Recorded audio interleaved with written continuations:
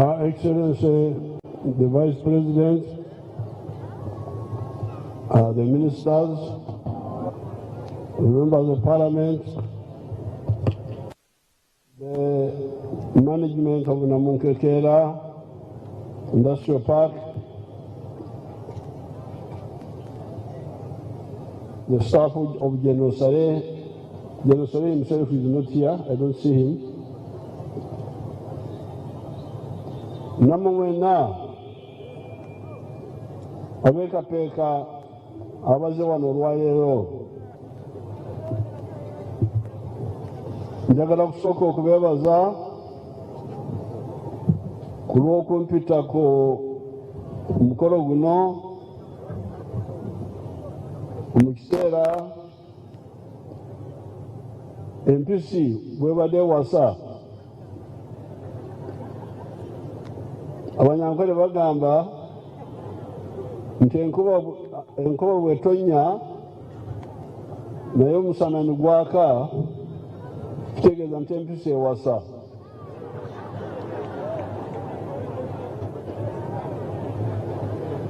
N'olwekyo mumpise okujja ku mukolo ogwa Namunkekeera, empisi ebadde ewasa awantu okumpi awo.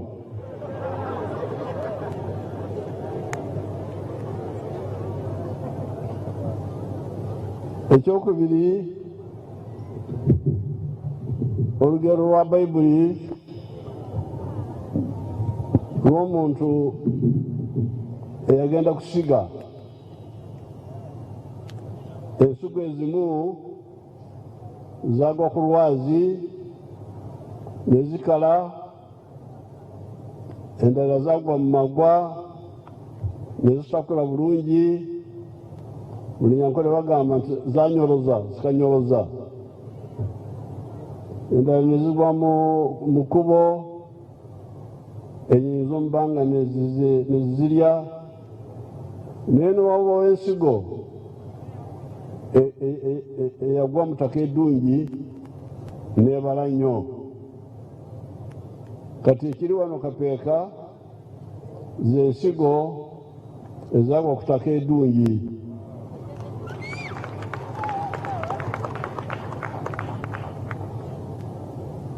Nga bwe muwulidde, nali ngenze China, naye bwe ngenda ngezako okutunda ensi yammwe.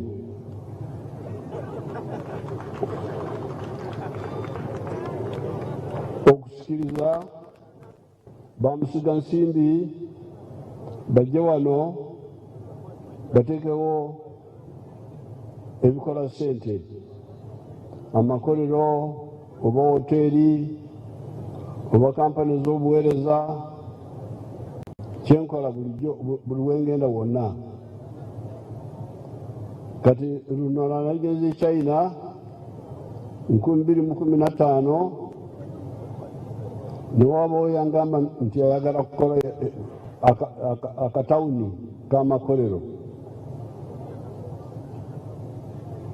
Mmwe Abannayuganda wano mubadde n'obutawuni obw'obuduuka. Kusanga akatawuni konna kajjudde obuduuka, butunda wuuzi, ebizigo, amafuta g'etaala, takataka yonna eri awo. Akatawuni konna kajjudde obuduuka, obuduuka obw'okutunda ebintu. Naye ekizibu kiri nti bw'oyingira mu kaduuka akamu ogenda kusangamu omukozi omu oba babiri. Kati ogenda kwekyusa tawuni enene nga Kampala wadde nnene ate ejjudde amaduuka, naye amaduuka ago abantu ge bakozesa matono, si bangi. kati enjawulo eriwo eri nti bw'okola akatawuni k'amakolero, buli kolero likozesa abantu 100, 200, 3. kati amatawuni g'amakolero gazaala emirimu mingi okusinga buli obutawuni bwaffe obwedda obw'obuduuka. kati bwenawulira ekirowoozo ekyo ne mbayita nti mujje ate waliwo omuntu waffe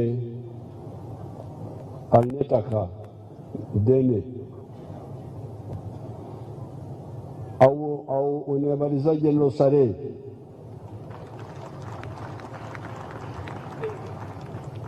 General Sare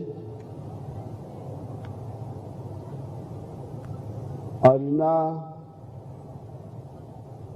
galubindi ezirengera bulungi bizinesi. emabegako awo yagula ettaka lino okuva ku East Mengo.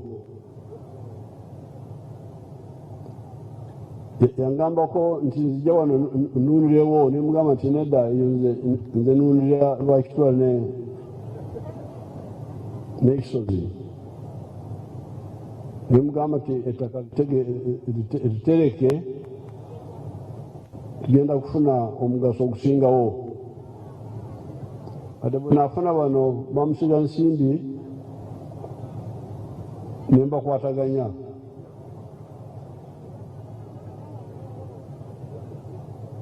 ge makolero gano kati ge mulaba, kubanga wano waliwo ettaka ddene eritaliko mpaka. kati bano kwe kujja nga bwe muwulidde amakolero gali 30, 20 mulimu amakolero gagwadda gakola, 9 bakyazimba. lwekyo njagala kwebaza abantu babiri. okusooka General Sare okutereka ettaka lino. ekyokubiri kwebaza bamusiga nsimbi, kubanga bwe nabayita bagirawo. katumulaba emyaka 8 si mingi, naye kati embeera bayikyusa dda wano. embeera yakyukira ddala Kapeeka. tenjagala kwebaza bamusiga nsimbi abajja mbakubireko mu ngalo. What I was telling our people here first was a joke that when it rains and then but there's also sunshine, it means a hyena is wading somewhere. You saw when it was raining here, it was also shining. That means somewhere in Muyenje, Obeyo, Mundeyo, empisi ebadde wasa. This is just village superstition. Now the other point was the parable in the Bible.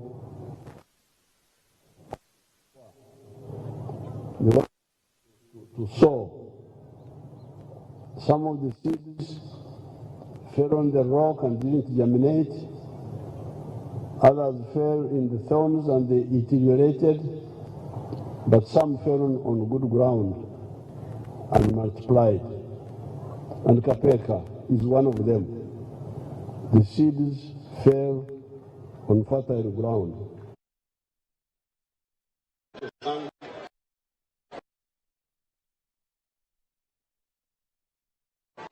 My words, because when I was in China,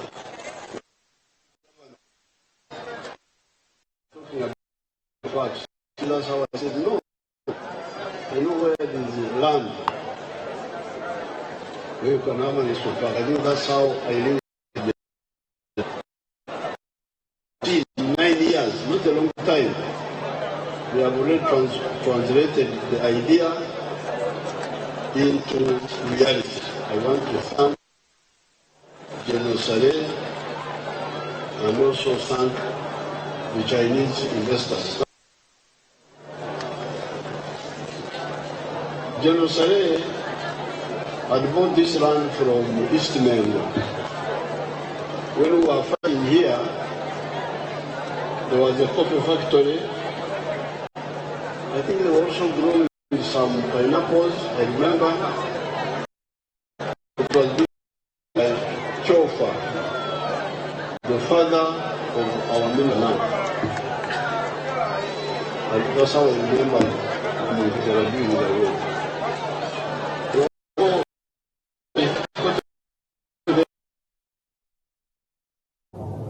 Near Fine City. So, General Saleh, when he bought this land, at one time he wanted me to come and farm here, but I said, no, let me farm where I am. You keep that land for greater use. So I want to thank him for his foresight in getting this land, which came in handy with an industrial park. Regarding the products which are being produced here, we are going to protect them by tax. I don't know why that should be a problem. Anything that is being manufactured here, we are going to put a tax on rival products which are coming from outside the East African community. I don't know why that one is a problem.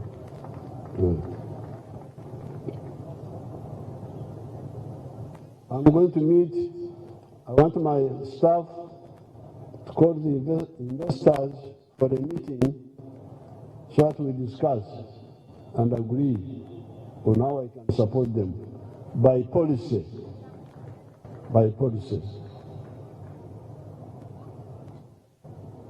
Now, on the issue of supporting the farmers to supply goods to the agro-industry here, I'm ready to give you the 4-point-something billion, but in the new financial year, not now. In the new financial year, because I don't want to kutomera in the middle of the year. But in the new financial year, I'll give you the 4 billion you want.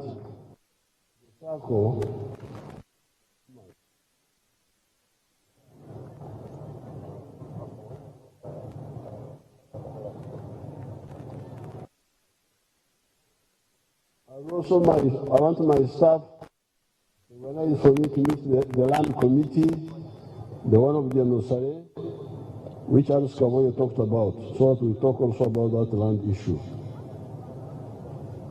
Now, Katabanaruero, tulina okuyombamu, nze wano okubayombesamu, kubanga Abanaruero abamu batukongola. Kati gano amakkolero mapya tegaliwo edda, agaliwo wadde waliwo factory naye bwali butono tebwali bwamaanyi gabuno nga gano. Naye kati mulaba ebifo byaffe byonna eby'eddwaniro bijjude amakkolero, okubira ddala Kawanda, kubanga gonna ebifo ebyo byonna byali ddwaniro we twakubiranga UPC. Magala yateeka ambush y'amaanyi wansi wa Kawanda awo, ambush y'amaanyi nnyo. Eyo yonna Kawanda Matuga, Migade, Sanga, Gombe, eyona bifo bya lutalo. Nakasongola, naye kati byonna bijjudde amakolero NRM ge yabaleetera. Amakolero ago gawadde abantu baffe emirimu nga bwe muwulidde amakolero. Naye n'oli ataagala kukola mu kkolero, okuleeta amakolero mangi bwe gati okumpi kya mugaso nnyo. Nze ndi mulunzi nkama amata, naye wange ewakitula oluusi bampereza shilingi 5 lita y'amata. Nalina prime minister wange Nsibambi yali wano okumpi e Buloba, yalinawo ente ntono, nze musinga ente nyingi eri. Naye Nsibambi yali wano yalinawo ente ntono e Buloba awo. Naye ye buli lita y'amata yafunanga shilingi 2,000. Ate amata ge wange malungi nnyo okusinga gano agamu aga wano. Naye nze w'amata amalungi baali bansasula nakati bansasula 5, 6, 7 eri buli lita y'amata. Kulwaki? Kubanga ndi wala n'ekkula lya Uganda. Ekkula lya Uganda ke katale akanene ake Kampala. Uganda yaweereza abantu baffe wano mu Buganda ak'enkizo okukkiriza ne tufuula Kampala etawuni enkulu ya Uganda. Abantu ne bajja ne bajjula wano. Abantu abo abajjudde mu Kampala tebalunda naye balya. Balira ddala nno ab'e Kampala balya. Kati gwe omunnayuganda atalinga Museveni ali eri yewala erwakitula eyo, gwe ow'okumpi olina omukisa munene okusinga nze.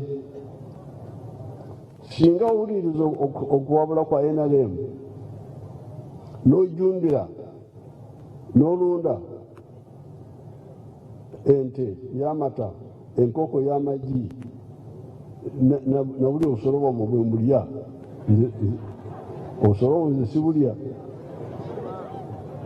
Nze obunyankole wedda, naye abanyankole b'ennaku zino obusolo babumazeewo bannange.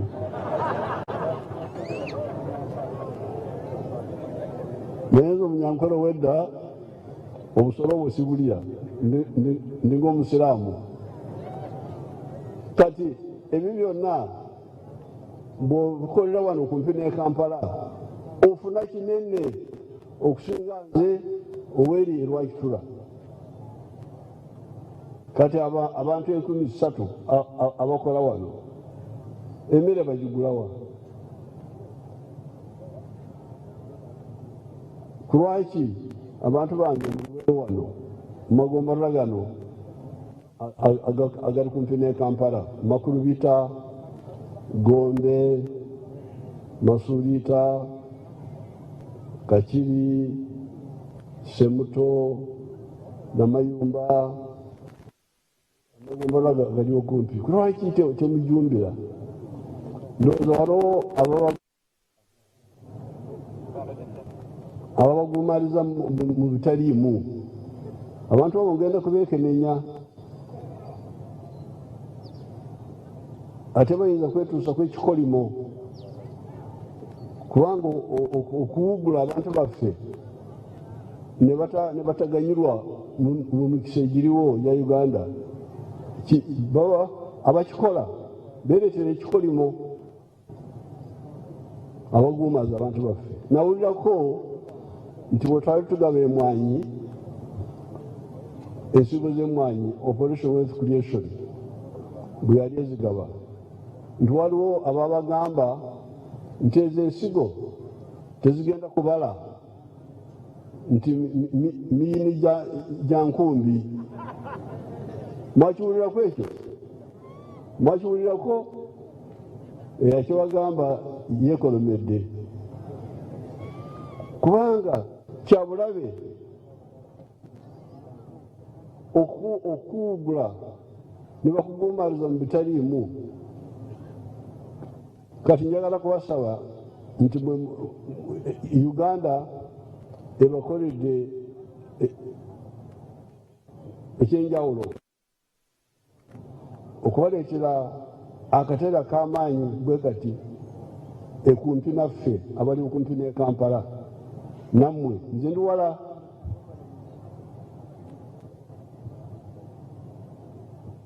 eri mu Lukoola abalaalo beeyo bazukuka. Bw'osomoka wano Mayanja n'ogenda mu ddwaniro, abalaalo bagagawala kubanga bawuliriza okwabula kwaffe, ne batandika okulunda ente z'amata, ne bakyusa ente. Wali emitala wali eddwaniro Eringoma tewali enguudo mbi, naye enyingiza y'amaanyi. E Masaka bawuliriza okuwabula kwaffe, ne balima emwanyi. Kati bagagawadde munange e Masaka, bagagawadde abanga b'ekisozi bali mu Mwenge. Nimbegayirira banange okutuusa bwe bazukuka, naye kati bali bulungi, bayita mu mwanyi. Abantu baffe beesese bawuliriza okuwabula kwaffe, ne bajumbira ebinazi, bali bulungi. Lwe nasemba okugendayo, omukulembeze wa NRM yatugamba nti abatunda omuzigo gw'ettaala banaateera okusenguka, kubanga tewakyaliwo akozesa omuzigo gw'ettaala. Bonna bagagawala, bali kusoola kati. Abe sese ku lw'ebinazi kati mwaka 2013 namugamba nti tutandika okugaba ensigo z'emmwanyi, nti ate otandike n'amaka g'abalwanyi. Omulwanyi bw'aba takyaliwo, ensigo oziweereze omwana we, abaana be.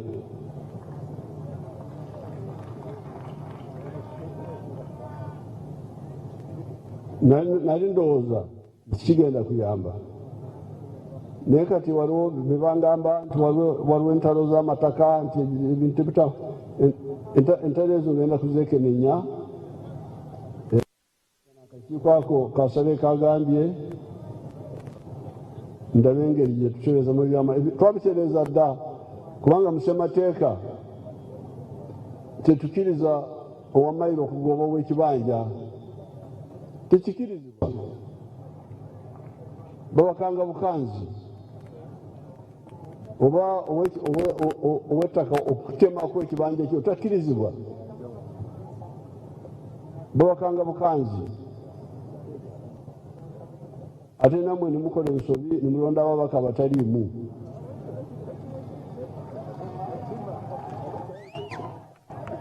Ababaka be bandi babalwanako, kubanga ebiragiro mu ssemateeka twaganirawo. Bano baali bagamba nti leka abamayiro n'ab'ebibanja bategeregane, ne tugamba nti nedda, tulina okukugira ab'amataka balina okutawanya abantu baffe. Tewaliwo ettaka, tewaliwo ekibanja kugobebwa ku kibanja kye, tewaliwo kumutemako kibanja kye.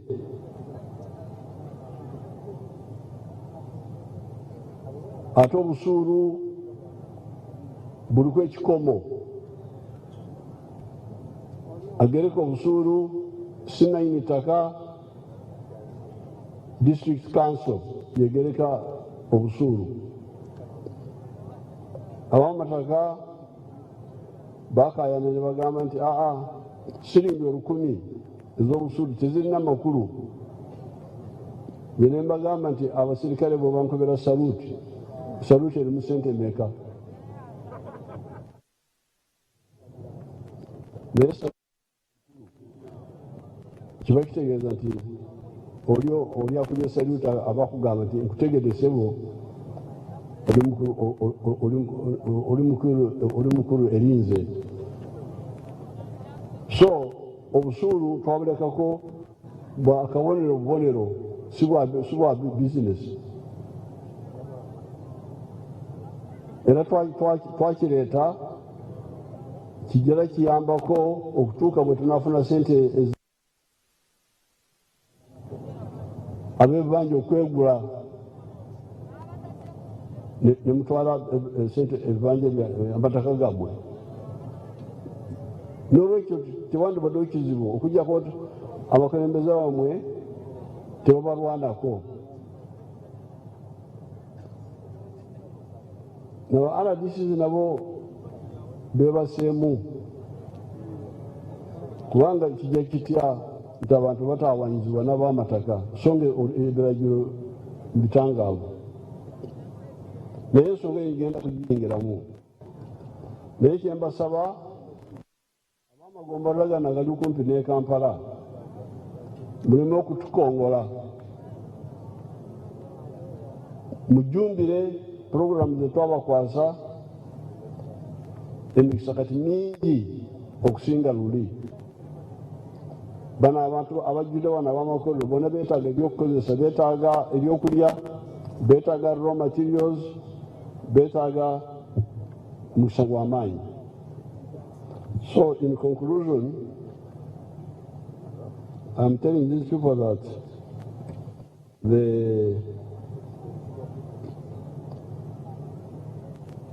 they have not taken advantage of the many factories which are in the former Rural Triangle, which was a war zone, but now is full of factories from Kawanda, Matuga, Migade, Gonde, Sanga, Wakiso, all those are our war zones. Here, Kapeeka, they are full of factories. Those factories have a lot of employees. They have needs, like food needs, but of course they also need raw materials. And I was giving them the example that in Raitura, when I sell a liter of milk, sometimes they pay me 500 shillings a liter of milk. But people like my former late Prime Minister Sirandi, who are near Kampala, they will be getting 2,000 shillings per liter. Why? Because they are near a big market. Yet my milk is much better than this one being sold near Kampala. But because I have the disadvantage of being far. So I was telling these people, who is this one who diverts you? And you don't listen to the NRM message, and you don't use these advantages which the NRM has created for you. If you see the factories in Namunkekeera, that one was a forest. So the people in Mukono, why can they not benefit a lot from selling food, vegetables, raw materials to all those numerous factories? There's been the issue of land, but I told them that the land issue was settled in the CA. We provided that the landlord cannot evict, a Chiwanja owner cannot deduct from his Chiwanja, and that the rent has got a ceiling. and the rent is nominal, not commercial. So whoever is evicting people, it must be because the local leaders don't defend these people who are not educated. But we are going to enter in the matter and see. So I want to thank again General Saleh and our investors for developing the Namunkekeera Industrial Park, and I'm going to meet both the investors and the committee of General Saleh to hear what ideas they have. Thank you very much. With these ones, I declare the omwoleso open.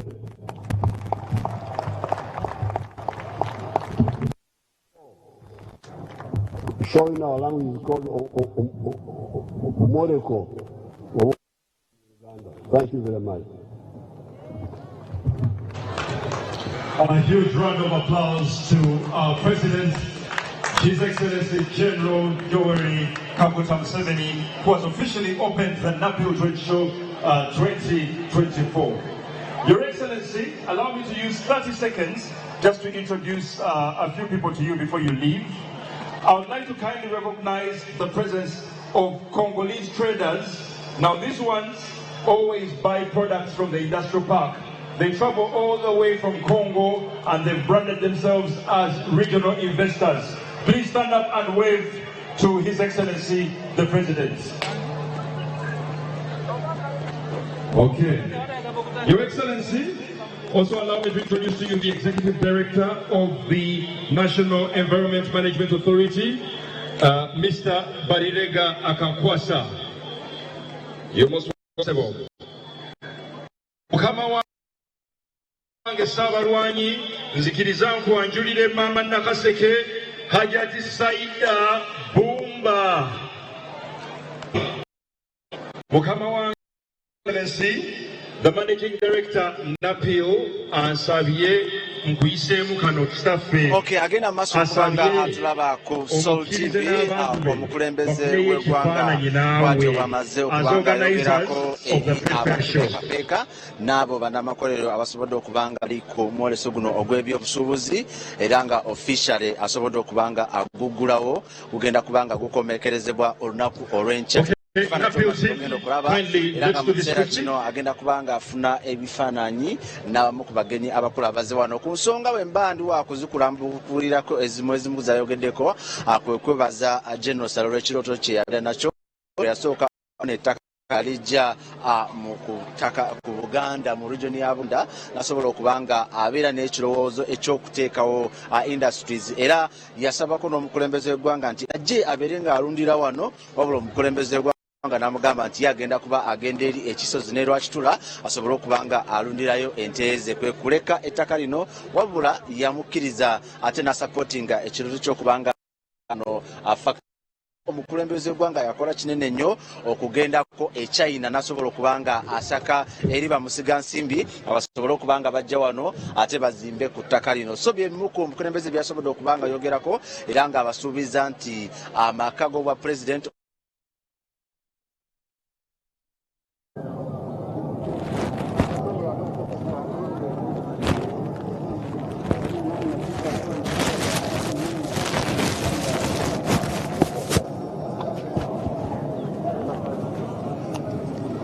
kati mu kiseera kino abantu ab'enjawulo bagenda mu maaso n'okwefuna okukubya ebifaananyi ne pulezidenti era nga mugenda mu maaso n'okulaba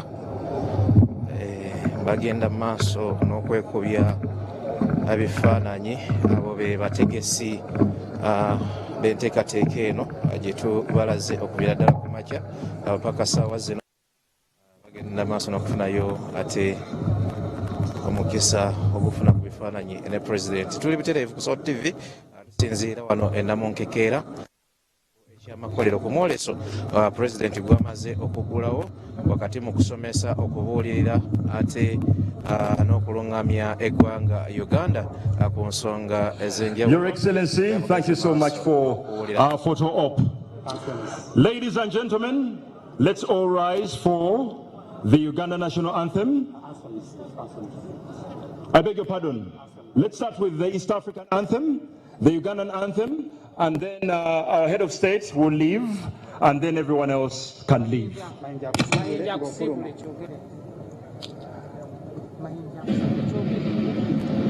It's okay.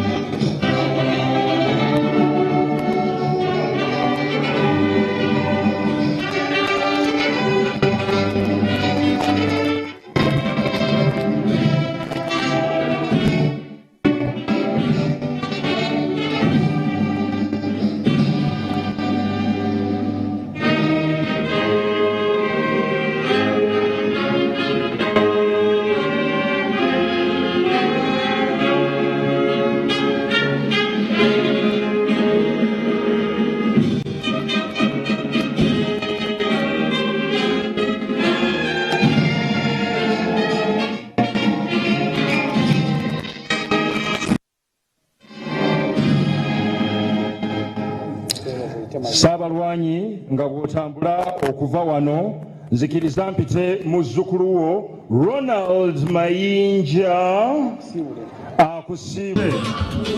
DJ linako abantu abayimiridde wano tusaba mugulirawo pulezidenti ekkubo.